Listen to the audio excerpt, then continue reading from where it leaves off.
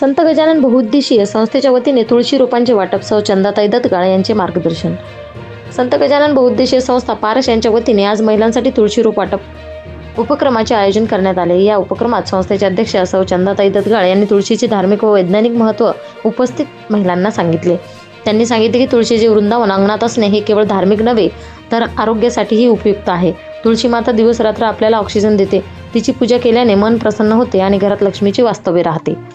त्यांनी तुळशीची प्रदक्षिणा, पूजा, आरती आणि दिवे लावण्याचे धार्मिक फायदेही उलगडून सांगितले. तसेच तुळशी मातेचा आशीर्वाद घेणे आणि तिला विष्णू भगवानाला अर्पण करणे हेही अत्यंत पुण्यकारक असल्याचे त्यांनी नमूद केले. या उपक्रमात रंजना राठोड, मंगलाताई गर्दे, कावेरीताई जाधव, देवकीताई पाटील, शारदाताई पाटील व इतर महिलांनी उत्स्फूर्त सहभाग नोंदविला. कार्यक्रम यशस्वी करण्यासाठी संस्थेच्या सर्व पदाधिकाऱ्यांनी परिश्रम घेतले. महिलांच्या उत्स्फूर्त प्रतिसादामुळे उपक्रम अधिक प्रभावी ठरला. महाराष्ट्र न्यूज 1 साठी मुख्य संपादक इस्माईल शेख, उपसंपादक रंजना राठोड, व्हिडिओ जर्नलिस्ट विवेक शेगावकर, शेगाव, जिल्हा बुलढाणा.